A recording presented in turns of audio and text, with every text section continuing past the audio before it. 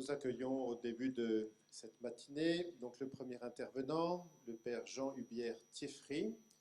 Ceux qui étaient là le 15 mars l'ont déjà entendu et nous avons estimé qu'il serait utile de le faire revenir. Donc merci d'avoir accepté de prendre une journée pour venir ici avec nous. Jean Hubière, vous êtes curé de paroisse dans le diocèse de Nice, à la paroisse de Sophia Antipolis. Vous aviez été curé auparavant à Paris, à la paroisse de Saint-Denis de la Chapelle, dans le 18e arrondissement. Vous êtes aussi membre de la communauté du Chemin Neuf depuis quelle année? Un certain temps. 30 ans. Depuis 30 ans. Voilà, vous avez quelques racines dans l'Oise, puisque une de vos sœurs y habite. Votre famille est à la fois originaire du Nord et de la Picardie.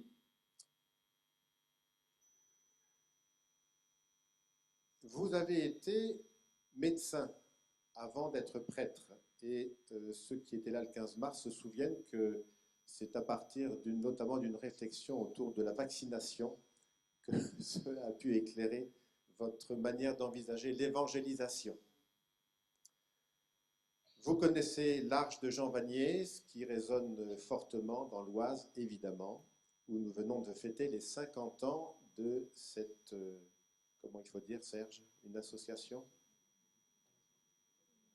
Une association. Il paraît que le pape François nous invite à une conversion pastorale qui commence par une conversion personnelle. Il paraît qu'il nous demande d'être des disciples missionnaires. Alors peut-être que vous allez pouvoir nous éclairer ce matin, notamment à partir de votre expérience. Merci d'être là.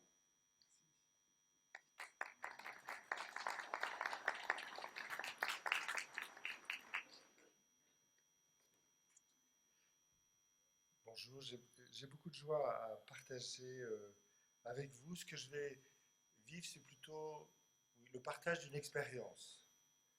Et c'est vrai qu'actuellement, je suis membre de la communauté du Chemin Neuf. La communauté du Chemin Neuf, c'est ma 6e communauté.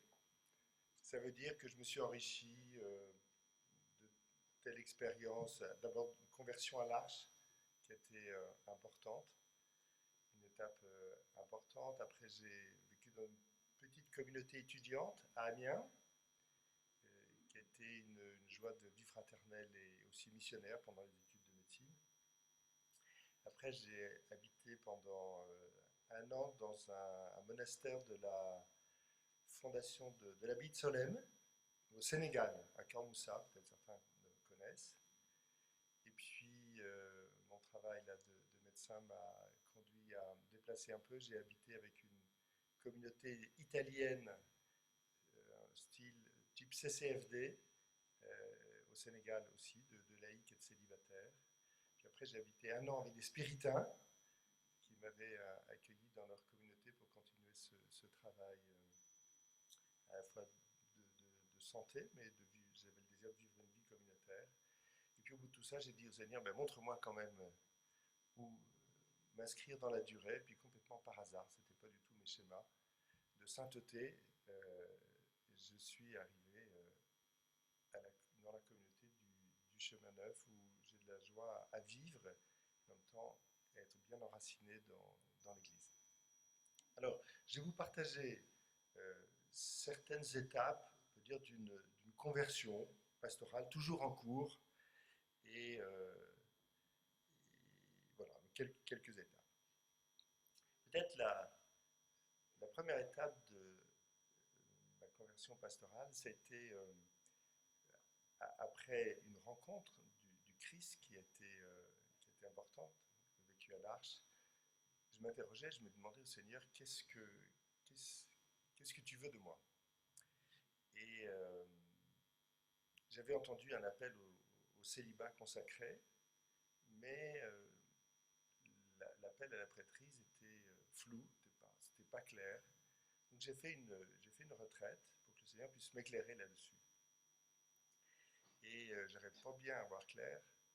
Et mon accompagnateur m'a proposé proposé de prier sur ce texte au début d'Isaïe que vous connaissez, où Isaïe est dans le temple et il se dit, il entend le Seigneur qui dit qui enverrai-je? Qui enverrai-je? Et vous connaissez la réponse, c'est me voici, envoie-moi. Mais moi, cette réponse, elle me faisait peur, envoie-moi.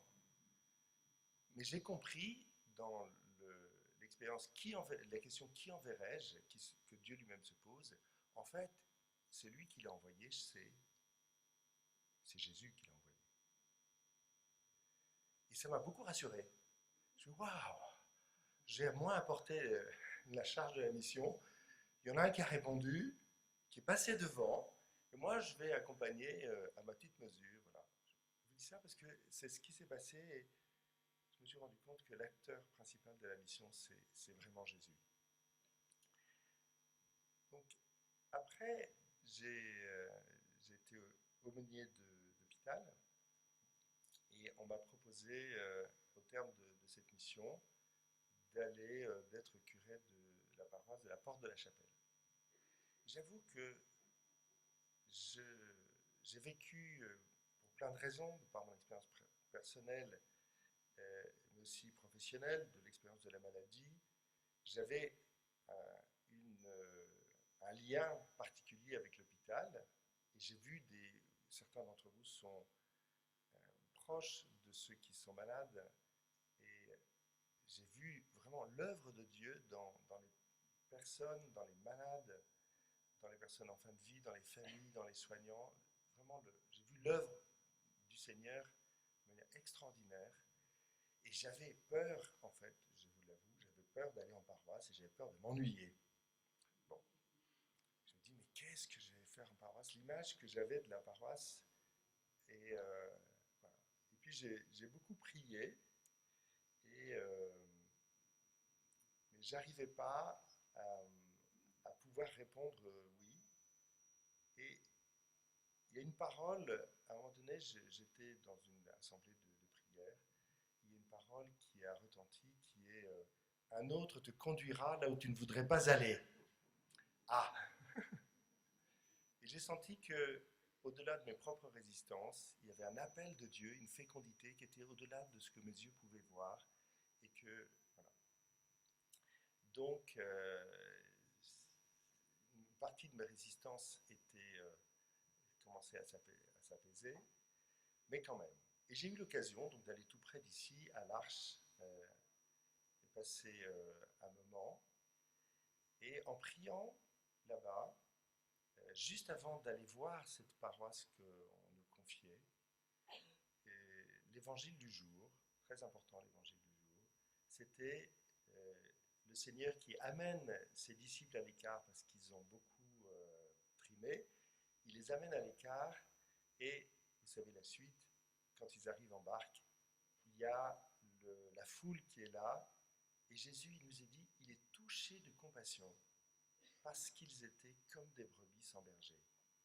Il est touché de compassion parce qu'ils étaient comme des brebis sans berger. Et à ce moment-là, il est dit, il les instruit longuement. Alors, je ne sais pas s'il a fait lui, si c'était un peu... Mais enfin, mais j'étais très touché de ça. Et à ce moment-là, j'ai vécu comme une superposition entre ce peuple qui était devant Jésus et qui l'enseignait, et la portion du peuple de Dieu, là, de cette paroisse très multiethnique de la Porte de la Chapelle. Et j'ai perçu que, à ce moment-là, j'étais touché par la compassion de Jésus pour les gens de ce quartier. Non pas pour la paroisse qui avait besoin d'un curé, mais pour l'ensemble du quartier. C'était une expérience spirituelle, c'est l'ensemble du quartier qui ne connaissait pas le Seigneur et qui avait besoin de le connaître, qui était en attente de le connaître. Le Seigneur avait un désir de toucher ces gens. Voilà. Alors, je suis arrivé dans cette paroisse et c'est très très étonnant. Quand je suis arrivé dans cette paroisse, j'ai dit au Seigneur, voilà, si c'est toi qui m'appelles, eh bien dis-le-moi. J'ai des résistances, mais dis-le-moi. Donc je suis arrivé dans cette paroisse. Et le premier chant, c'était, vous connaissez peut-être, hein, Si le Père vous appelle. Oui, là, c'est. J'avais posé une question au Seigneur, il était en train de me répondre. Le premier texte de la parole de Dieu ce jour-là, c'était Qui enverrai-je? Le Seigneur faisait un pont avec la manière dont il m'avait touché 5 ans auparavant. Qui enverrai-je? Et après, l'évangile, c'était la pêche miraculeuse de Pierre qui dit on a pêché toute la nuit sans rien prendre, mais sur ta parole, je vais jeter les filets. Et là, j'ai perçu que le Seigneur disait il y a une fécondité que tu ne vois pas, mais à laquelle je t'appelle. Et donc, on a répondu, j'ai pu être en mission dans cette paroisse, et. Alors attendez, ça marche? Non. Voilà, je vais passer la seconde. Voilà. Alors, dans cette paroisse, comme beaucoup d'entre vous, quand on arrive dans une mission, on arrive généreusement et on essaye de faire avancer les choses. Et donc, on a essayé dans cette paroisse d'augmenter la convivialité et en faisant, à partir de la 2e année, un repas paroissial par semaine, par mois, excusez-moi. Un repas paroissial après, je crois que c'était le premier dimanche du mois, et pour essayer de tisser les relations entre les gens. Puis on s'est aperçu qu'il y avait de plus en plus d'enfants, de moins en moins d'adultes, et ça devenait la grande garderie du dimanche, mais ça ne faisait pas beaucoup spécialement de plus de vie fraternelle. Bon, voilà, ça marche tout seul, ça. Voilà. Alors, on a essayé il y avait un groupe de prière, d'inviter des gens au groupe de prière, mais on s'est aperçu que les gens ils pouvaient passer du New Age au groupe de prière sans faire la différence, et que ça manquait de contenu.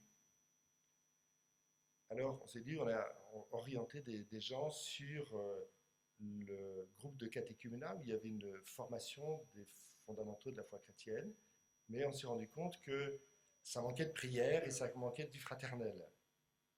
Et puis il y avait bien des gens qui étaient au service dans cette paroisse, mais je me suis aperçu, de manière étonnante, que beaucoup de gens, un certain nombre de gens, presque une majorité des gens qui étaient au service dans cette paroisse, faisaient des services, n'étaient pas spécialement des pratiquants réguliers. Et en fait, il y avait aussi peu de personnes qui étaient engagées dans une dynamique d'évangélisation. Alors, on s'est rendu compte, pendant 2 ans, on a trimé comme ça, on était bien fatigués, et pour des résultats qui étaient proches, enfin, ils ne savaient pas beaucoup bouger. Ouh là là, mais non, mon truc, ça ne marche pas. Je ne suis pas bon là. Alors, attendez. Voilà. Ah non? Ah, c'est la télécommande. Oui, alors, il faut appuyer sur 2 trucs en même temps. Alors, c'est bon? Ouh là là, non, non. Alors, attendez. Ah, seulement la télécommande. Voilà.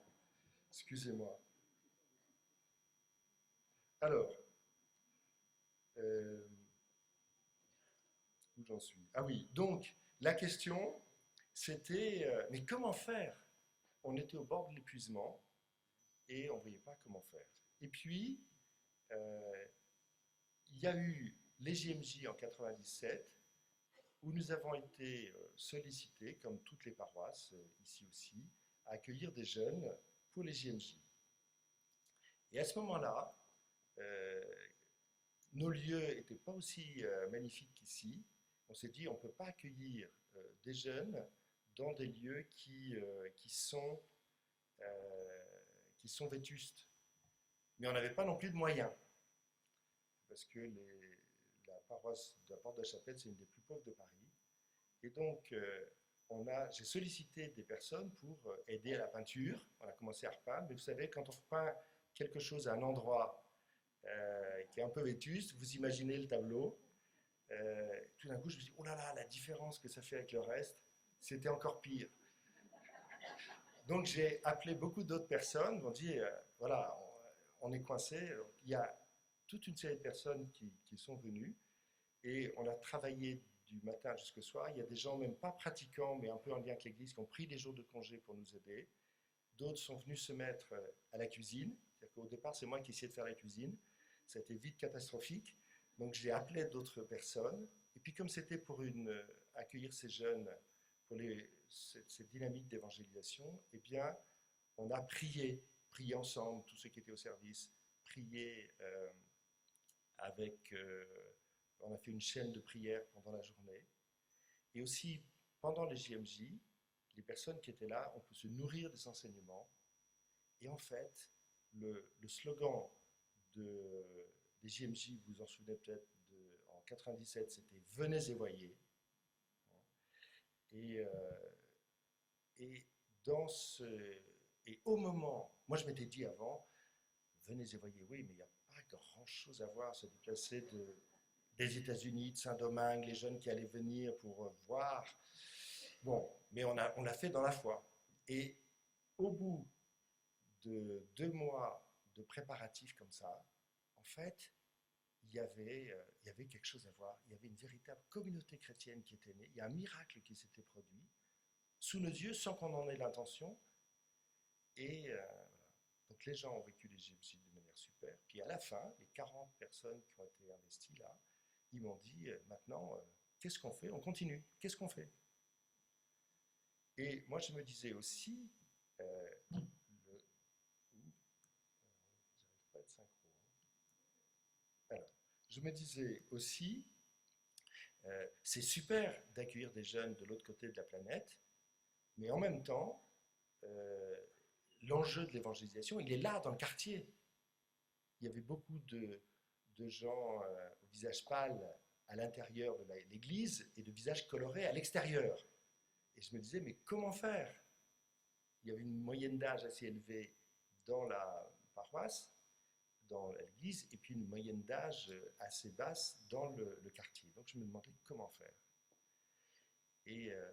Alors avec cette équipe qui était prête, avec mon désir d'évangéliser le quartier, on était là, et j'ai dit, bah, écoutez, je ne sais pas.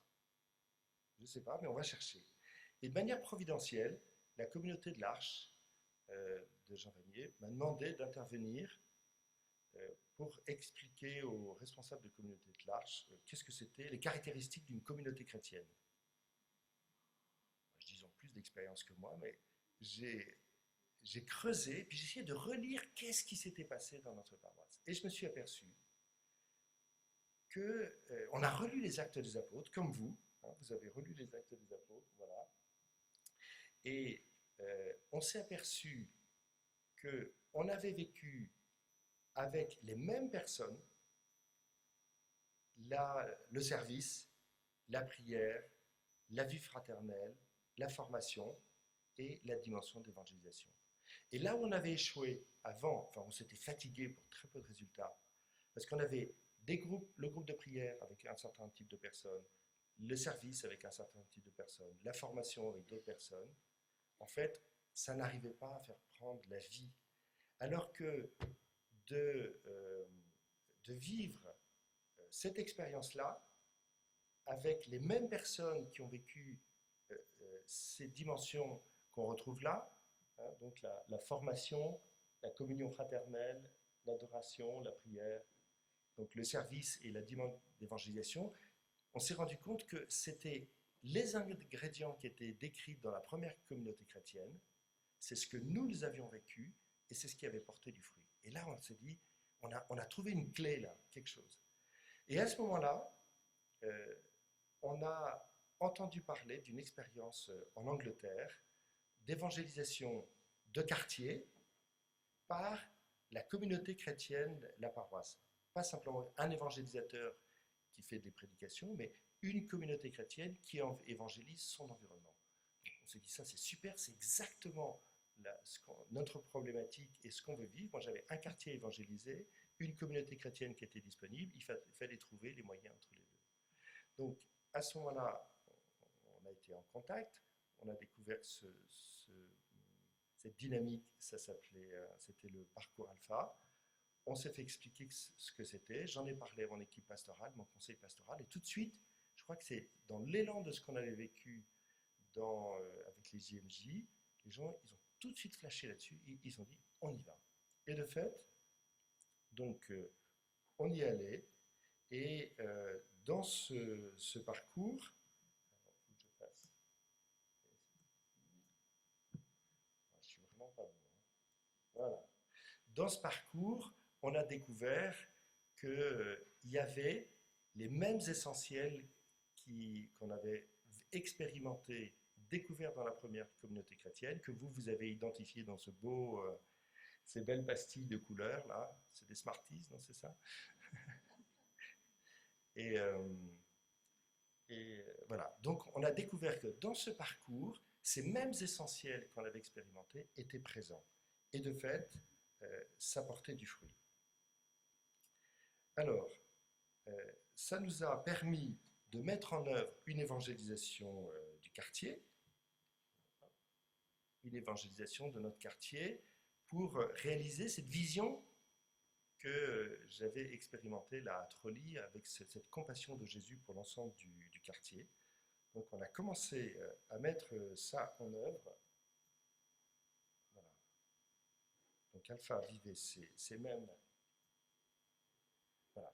Et on a mis en place ce parcours, et de fait, ça a porté beaucoup de fruits. Et on a vu vraiment des conversions sous nos yeux. Donc moi, je suis membre de la communauté du Chemin Neuf, vous êtes membre de différentes communautés, vous avez vous-même vécu des sessions, des retraites, on vit des choses super dans les retraites. Mais j'avais essayé d'envoyer des gens dans les retraites. À peu près 3% de gens allaient dans les retraites. Et je dis, et les autres? Et là, j'ai vu sous mes yeux des véritables conversions, des gens vivre la rencontre du Seigneur, une rencontre personnelle du Seigneur, dans une dynamique relativement simple qui était mise en place dans la paroisse, mais avec tous ces ingrédients réunis. Mais la question, rapidement, s'est posée de comment faire avec ces gens-là dans la durée. Je vais vous raconter une petite histoire. Un jour, il y a un conseil pastoral qui m'a invité à Lille pour faire en sorte que le parcours Alpha démarre dans la paroisse. Donc il y avait la réunion à 20h30 du conseil pastoral et il m'avait sagement fait prendre le repas avec le curé de la paroisse pour que je le chauffe un peu, quoi, pour que avant le conseil, il bascule un peu dans... bon. Alors je m'y emploie avec gentillesse et tout ça, j'essaye de le convaincre. Et puis je vois qu'il change un peu de couleur à la fin. Et alors, il me dit... je lui dis, ça n'a pas marché, mon truc. Il m'a dit, mais alors tous ces nouveaux convertis, il va falloir s'en occuper. Ah oui, il avait bien vu. Il avait bien vu. Et c'était une autre étape de conversion pastorale. Une chose est d'amener les personnes à la rencontre du Christ par le témoignage d'une communauté chrétienne vivante qui propose le Christ, qui est en vie. Mais après, il y avait une autre étape qui était l'accompagnement des personnes dans la durée. Et alors, voilà, comment passer des 5 essentiels dans l'expérience initiale de conversion aux 5 essentiels dans la vie ordinaire de la paroisse. Parce que je me disais, il faut être honnête, on ne peut pas avoir l'appartement témoin, qui est un petit groupe super, qui vit, qui fait découvrir le Christ, et puis le reste de l'immeuble, c'est nos paroisses qu'il a fallu repeindre, moi chez moi, et tout ça. Et bon, il fallait qu'il y ait une cohérence, on le sait. Combien de nos catéchumènes qui ont vécu une rencontre du Christ, qui sont venus d'eux-mêmes, qui sont venus à nous, qui ont été baptisés, qui ont vécu le petit groupe d'accompagnement était super, combien restent véritablement et s'enracinent dans nos paroisses? Les statistiques en France sont difficiles à établir, mais pas beaucoup plus qu'un tiers. Alors qu'ils étaient là. Alors ça interroge sur qu'est-ce qu'il y a à vivre dans nos paroisses pour que ceux qui ont goûté le Christ dans une expérience initiale puissent le trouver, y trouver une terre. J'aime beaucoup votre image là, avec la terre et la petite pousse, puissent trouver une terre dans laquelle cette petite pousse va continuer de grandir. Alors, on a beaucoup cherché. On est allé à Milan avec les cellules d'évangélisation, on est allé à Londres, dans la paroisse qui avait démarré Alpha. Et puis on a rencontré d'autres expériences qui, pour essayer de comprendre, on se dit on ne va pas réinventer la poudre, il faut découvrir là où il y a des gens qui ont déjà avancé. Voilà, ça c'est toutes les. Il y a aussi, on s'est enrichi des maisons d'évangile. Je ne sais pas si vous avez des maisons d'évangile dans le diocèse, des petits groupes qui partagent autour. Vous avez fait ça un peu avec les actes des apôtres. Hein. Mais dans un certain nombre de diocèses, voilà, il y a des groupes qui se sont institués comme ça dans la continuité autour des actes des apôtres puis des évangiles. Voilà. Et donc, on a rencontré donc une autre paroisse et qui nous a permis, qui avait la même problématique et qui nous ont voilà, partagé leur expérience. Et ils nous ont dit, euh, voilà, ces 5 essentiels que vous avez découverts, ils avaient fait le même cheminement que nous. En fait, c'est aussi des commandements de Jésus. Voilà. Jésus, sur les 613 commandements, a dit, tu vas te concentrer sur la relation à Dieu, sur la relation à tes frères. Et puis, dans le mandat missionnaire, Jésus va insister, voilà, allez, faites des disciples, baptisez-les, apprenez-les à garder ce que je vous ai enseigné. Donc on a retrouvé là nos 5 essentiels, mais comme commandement de Jésus, pas seulement comme expérience de la première communauté chrétienne. Et puis on s'est interrogé encore un peu plus, on s'est dit, mais il faut aller plus loin. Alors, voilà. Et on s'est aperçu que ces 5 essentiels-là, en fait, c'est la vie même de Jésus. Quand on regarde Jésus, c'est Jésus qui prie. Jésus est constitué par sa relation à son Père. C'est Jésus qui vit son baptême. Tu es mon fils bien-aimé, en toi j'ai mis tout mon amour. Et puis après, qu'est-ce que fait Jésus après son baptême? Il va passer au désert, mais après il va constituer une communauté. Jésus lui-même constitue la vie fraternelle. Et puis après, ses disciples, il va les former progressivement.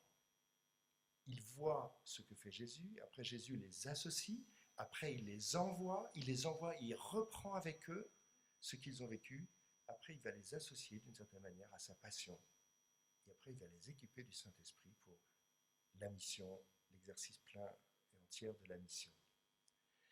Et on s'est rendu compte que ces 5 essentiels, c'était la vie de Jésus. Alors, ça nous a fait avancer, mais cette communauté nous a aidé à comprendre qu'il ne fallait pas simplement vivre ces 5 essentiels dans la vie personnelle ou dans notre communauté, notre paroisse, mais que ces 5 essentiels soient vécus de manière équilibrée. Et ça, on n'avait pas pigé. On s'est dit, bah oui, dans ce groupe-là, il y a un peu de vie fraternelle, ils se retrouvent 2 fois par an, ils prennent le thé ou un goûter. Ouais. Mais on s'est rendu compte que dans ce groupe-là, qui se réunit régulièrement, le groupe de ceux qui font un service et tout ça, bon, ils viennent une fois à la messe au début de l'année, une fois à la messe à la fin de l'année. Il y a de la prière, d'accord, mais on s'est rendu compte que ce n'était pas équilibré. Et donc, ce qu'ils nous ont appris à découvrir, c'est que ces 5 dimensions devaient être vécues de manière équilibrée pour que ça porte du fruit. Alors ça nous a éclairés. Voilà. Et ils nous ont expliqué que, avec cette image, que déjà ici un certain nombre connaissent, parce que c'est dans votre très belle plaquette, que ici, qu'est-ce qu'on fait? On ne fait pas de vin, non, on fait du cidre. Ouais. Qu'est-ce qu'on met dans les barriques ici? Le cidre? Un peu de calva? Non, c'est surtout le cidre. Hein. Mes parents, ils fabriquaient du cidre. Alors, dans une barrique, imaginez une barrique et un apprenti qui fait une barrique, là, et qui n'a pas les lattes de la même taille pour faire sa barrique, et qui la remplit, sa barrique, la barrique va pouvoir, le tonneau va pouvoir contenir ce liquide. Qu'est-ce qui va déterminer la contenance de notre barrique? C'est le point le plus bas. Et ça, on n'a pas pigé non plus. On disait, nous, on a une expérience de louange, c'est génial, c'est tout ça, mais au niveau de la formation, c'est un petit peu bas. Mais c'est pas grave, parce qu'il y a de la louange, ça. Eh bien non, c'est aperçu que dans la durée, la fécondité de notre communauté, de notre paroisse, va dépendre de cet équilibre. Et donc, il fallait non pas booster la louange, mais booster le point le plus bas. Alors ça nous a permis de poser un diagnostic et de voir là où on pouvait agir pour augmenter la fécondité de notre communauté. Alors, voilà. Et donc, ce qu'on a découvert aussi, c'est que ces essentiels de la vie chrétienne En fait, ils n'étaient pas à vivre simplement dans la paroisse en tant que telle, nous c'était une de nos questions, mais ils étaient à vivre au niveau personnel, comment la prière personnelle est posée dans la vie de chaque chrétien, et pas seulement le dimanche. Euh, comment la dynamique de service, comment chacun se prend en charge quelque part sa formation, se nourrit de la parole de Dieu. Voilà, comment ces 5 essentiels, comment chacun vit la responsabilité de l'évangélisation dans son quotidien. Voilà. Comment c'est à vivre au niveau personnel, comment c'est à vivre au niveau du petit groupe, comment c'est à vivre au niveau du service et comment c'est à vivre au niveau de l'Église tout entière. Alors ça nous a beaucoup éclairé. Alors je vais vous raconter une histoire, c'est l'histoire du groupe gospel.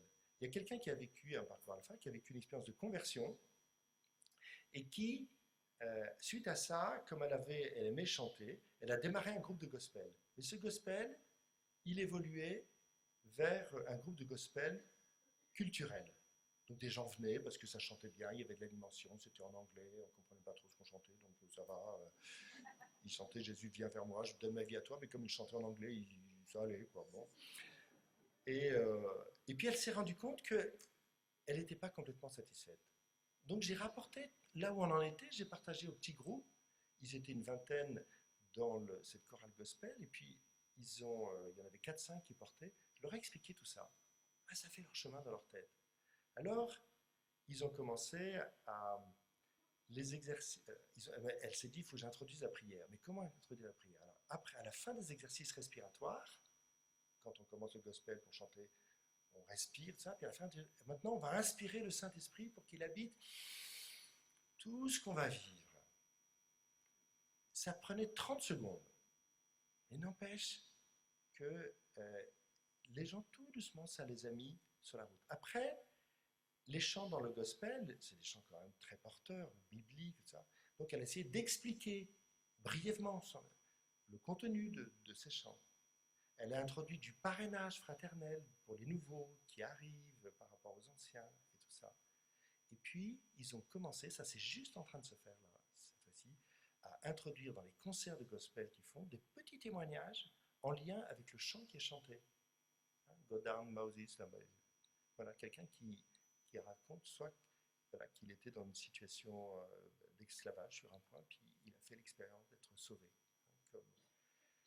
Eh bien, cette chorale, elle est passée. Aujourd'hui, ils ont arrêté les inscriptions, ils ont dépassé 100, et elle ne fait pas plus, simplement, c'est devenu une communauté chrétienne. La sacristie, c'était voilà, 1 ou 2 personnes, ça s'est étoffé, ils se retrouvent, ils prient, ils essayent de se former de ça, et l'équipe sacristie devient quelque chose qui a le goût d'une communauté chrétienne. Voilà, c'est 5 essentiels à vivre au niveau de ces 4 niveaux, personnel, petit groupe, service, église. Alors petit groupe, alors on va revenir. Voilà, on va passer ça. Voilà. Alors après, ça c'est un travail à faire dans chacune de vos paroisses, c'est ben, où sont les lieux où on prie, où on peut initier à la prière, au niveau personnel, des petits groupes, de nos services et de l'Église tout entière. Voilà. Au niveau de la communion fraternelle, alors c'est quelque chose qu'on a compris, mais on est en chemin, c'est de passer d'une Église avec des petits groupes, le MCC, le MCR, les équipes Notre-Dame, tel groupe de partage dans la dynamique diocésaine, de passer d'une église avec des petits groupes à une église de petits groupes. C'est quoi la différence? C'est que progressivement, c'est chaque personne qui est appelée à être rattachée à un petit groupe. Ça mettra 10 ans dans notre paroisse, c'est pas grave. Mais on s'est rendu compte que les gens tout seuls ont du mal à grandir et ont du mal à témoigner. Alors que dans une petite fraternité, on grandit, on se coltine les autres, oui d'accord. Et la sœur de Jean Vanier, qui travaille dans les équipes médicales, visitant une équipe de soins palliatifs, dit: vous travaillez en équipe, montrez-moi vos cicatrices. Mais on grandit. Hein, et voilà.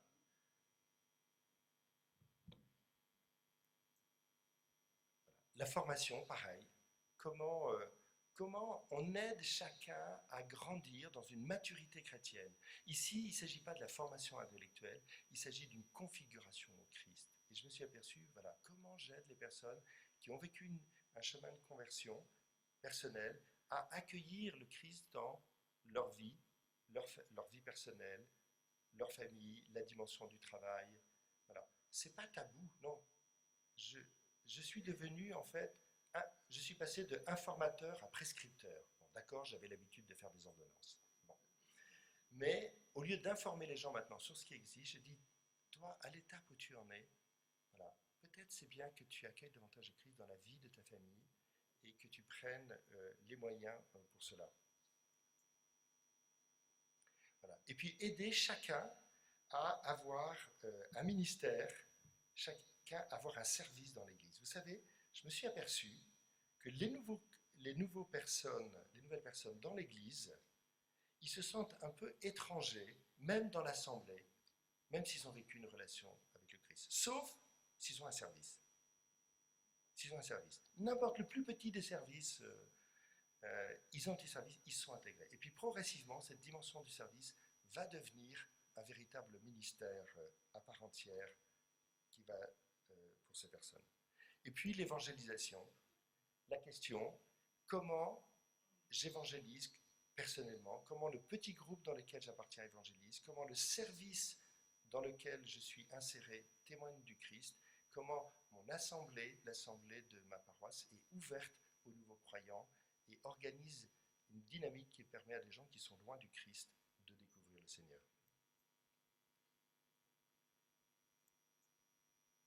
Voilà. Alors, ça c'est un schéma un peu compliqué, simplement pour vous dire que les portes d'entrée, vous l'expérimentez, les portes d'entrée vers un chemin de foi se fait par le témoignage personnel, par le service, tout ce que je viens de vous dire. Mais entre les personnes qui sont touchées, qui sont ouvertes à la grâce de Dieu, enfin, il y a une ouverture, et le fait qu'ils deviennent croyants, il y a une étape. Il faut qu'il puisse y avoir cette étape de l'annonce explicite du Christ qui s'adresse à leur liberté et qui suscite leur réponse explicite aussi. Et donc, on s'est aperçu qu'il y avait ce témoignage lointain, qu'il fallait que ces lieux d'annonce et d'adhésion au Christ, mais aussi que quand les toutes petites pousses, quand les gens viennent de découvrir le Christ, il fallait en prendre soin de manière particulière et les initier aux essentiels de la vie chrétienne. Donc, on a, nous, utilisé Alpha comme, et il y a d'autres outils qu'on utilise aussi, comme première annonce. Et puis, on a utilisé un parcours, il y en a d'autres, qu'on appelle les 40 jours, qui va reprendre ces 5 essentiels, mais que les gens puissent les conscientiser, que les nouveaux croyants puissent conscientiser ces essentiels de la vie chrétienne pour en vivre concrètement et que ça passe dans leur vie. C'est l'heure 20 minutes. Je vais essayer maintenant. Je vais aller à l'essentiel. Alors, attendez, je me trompe de truc. Voilà. Ça, c'est juste pour rappeler que le pape le dit, et quand on regarde, en particulier dans l'évangile de Marc, l'évangélisation et devenir disciple, c'est un processus. C'est un processus qui passe par des étapes.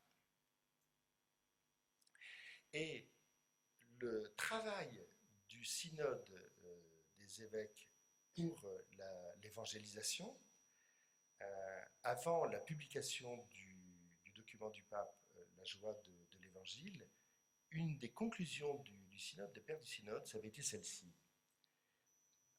Afin d'apporter à tous les peuples la bonne nouvelle de Jésus comme le requiert la nouvelle évangélisation, toutes les paroisses et leurs petites communautés devraient être des cellules vivantes, des lieux pour promouvoir la rencontre personnelle et communautaire avec le Christ, pour découvrir la richesse de la liturgie, pour donner une formation chrétienne initiale et permanente, pour éduquer tous les fidèles dans la fraternité et la charité envers les pauvres en particulier. Une des conclusions du synode était exactement ces 5 dimensions à vivre dans nos communautés locales. vous connaissez bien ce schéma, ces 5 dimensions, elles sont ici, mais alors vous pouvez faire ce travail dans vos communautés de répartir vos différentes activités dans ces cercles-là pour voir si les essentiels de la vie chrétienne sont bien présents. Et je voudrais vous expliquer ce schéma ici. Ici, vous voyez, on a mis les étapes de manière chronologique. Première étape, la conversion. Le pape Jean-Paul II, avant le second millénaire, avait dit dans ce très beau texte, il nous faut repartir du Christ. Il nous faut repartir du Christ. Donc, tout à l'heure, on va vous proposer, c'est un exercice qu'on n'a pas l'habitude de faire entre chrétiens, mais de se dire en quelques mots 2 étapes de ma rencontre personnelle du Christ.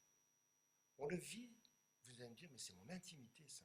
Oui, c'est très précieux. Si c'est dans l'intimité, ça veut dire que c'est vraiment le cœur. Voilà. Mais nous sommes invités à le partager entre nous. D'abord, c'est des très beaux cadeaux qu'on se fait. Et puis, on voit comment Dieu est passé pour les autres, pour se révéler, ça m'enrichit, ça suscite, ça régénère mon espérance, et ça me permet d'oser annoncer à l'extérieur. Si j'ai appris à partager ma rencontre du Christ à l'intérieur de nos communautés chrétiennes, c'est beaucoup plus facile d'oser en parler, de témoigner du Christ à l'extérieur. Donc on fera ce beau partage. Donc la première étape ici, c'est la conversion. Et la conversion doit conduire à la fraternité. Jésus appelle, il met ses disciples en fraternité. Après, 3e étape, la configuration au Christ. 4e, service ministère. Alors là, ici, je fais une attention. Nous, on s'est mordu les doigts d'avoir, juste après une conversion, j'ai appelé des gens, ben, vous allez faire le catéchisme, vous allez faire ça, parce que vous venez de rencontrer le Christ, c'est super, ça. Et en fait, je me suis rendu compte que les gens savaient donner un témoignage, mais ne savaient pas encore exercer un ministère de cet ordre-là. Et je me suis rendu compte qu'il faut que je prenne soin de ces personnes et je les accompagne dans ces étapes. Et puis parfois, on a demandé à des gens de faire du caté parce qu'ils mettaient leur enfant au catéchisme, on avait besoin, alors on nous a dit, vous allez bien nous aider, les gens, ils n'ont pas osé dire non. Et puis en fait, ils étaient mal à l'aise. Alors en faisant le point, on les a refait passer par la case 1, on dit, ben voilà, vous avez un malaise, c'est normal, c'est que ça renvoie au besoin, à la nécessité d'une conversion, d'une rencontre personnelle du Christ, on va vous y conduire, on va vous y aider. Donc de ne pas faire trop passer les personnes du 1 au 4. Et puis 5, l'évangélisation. Nous sommes invités à considérer que le cœur du Christ, c'est pour ça qu'on a mis ce cœur au milieu, le cœur du Christ bat pour l'ensemble des gens qu'il y a dans votre quartier, l'ensemble des gens sur notre commune. Nous sommes invités à une conversion, un retournement pour nous laisser toucher par le cœur de Dieu, l'amour du cœur de Dieu pour tous les gens qui sont autour de nous. Quelqu'un m'avait dit, moi, dans ma paroisse, mais s'ils n'ont pas la foi, ça se reçoit ou ça ne se reçoit pas, il ne faut pas embêter les gens. Eh oui, non. Il y a le cœur de Dieu, ces gens ils ont pu n'avoir pas eu sur leur chemin la possibilité de connaître le Christ. Il nous faut vivre ce retournement. Si je me souviens bien, le curé d'Ars, il avait une statue du cœur de Jésus, il avait mis dans le petit médaillon du cœur de Jésus tout le nom des gens du village. Il nous faut faire ça dans notre prière. Prier avec, je ne sais pas, vous mettez une clé USB avec tous les gens de votre village et vous l'attachez dans votre manteau, je ne sais pas ce que vous faites là, vous le mettez dans le tabernacle, enfin vous faites quelque chose pour signifier que voilà, c'est l'ensemble, c'est l'œuvre de Dieu. C'est l'œuvre de Dieu. Mais ça va passer par nous. Ça va passer par nous.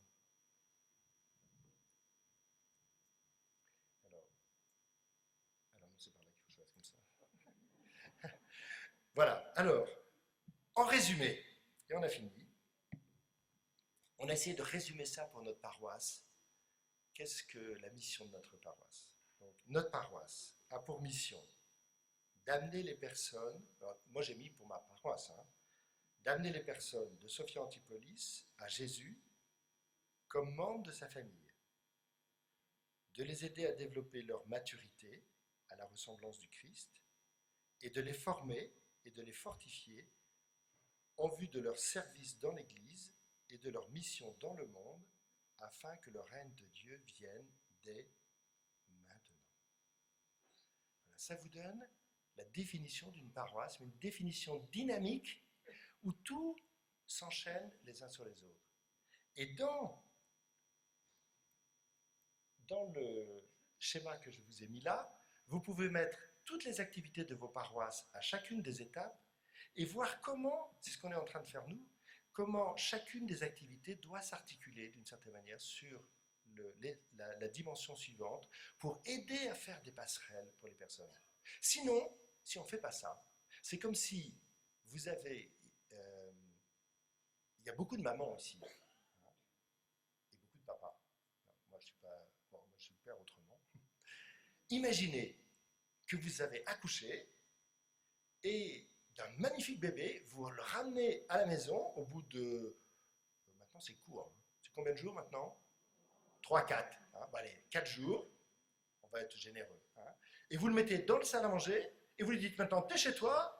Voilà, ici tu as le frigo, ici tu as ça. Et voilà, t'es chez toi.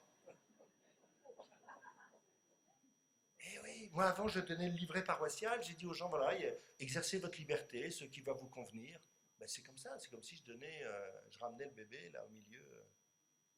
Et oui, c'est vrai que moi j'étais touché par cette difficulté, je l'avais partagée avec vous.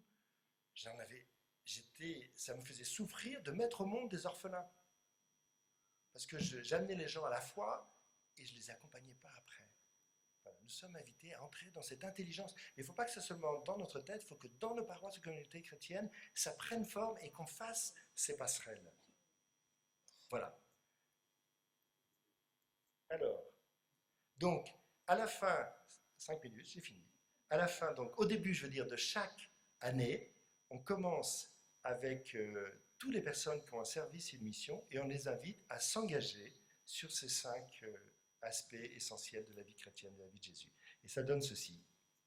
Ah non, bon, ça je ne peux pas vous en parler aujourd'hui. C'est comment, nous on a identifié, voilà, c'est identifier les différents cercles d'engagement de foi des gens qui sont sur le quartier. Voilà. Et donc ça, une autre fois, vous découvrirez ça. Et après, on a fait avec le conseil paroissial, ce que je vous ai dit tout à l'heure, on a identifié tout ce qu'il y avait pour aider les gens à passer d'une étape à une autre. Voilà. Donc là, ceux qui sont intéressés, on pourra vous passer le document, mais je passe vite.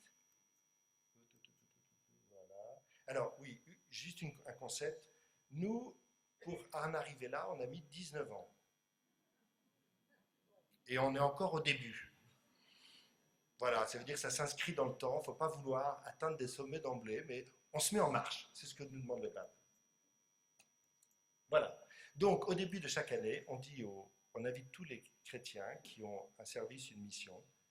Voilà. Frères et sœurs, veux-tu accueillir l'amour du Christ, prier au quotidien et méditer la parole de Dieu, te nourrir des sacrements et continuer à approfondir ta foi?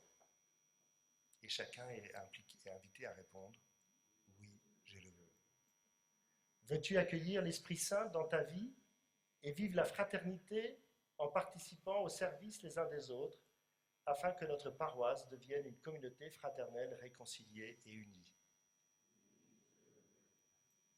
Veux-tu exercer ta mission avec les autres en Église, en communion avec notre évêque, moi-même curé de la paroisse, et ceux à qui la charge pastorale a été confiée?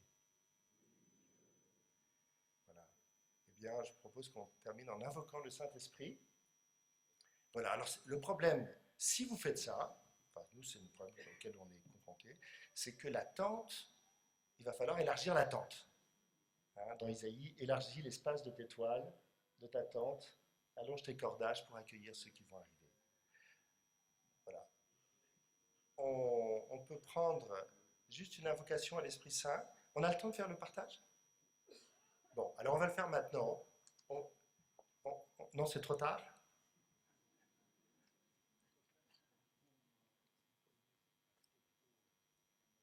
5 minutes? Voilà. Alors, on vous invite à vous mettre par 3. C'est difficile.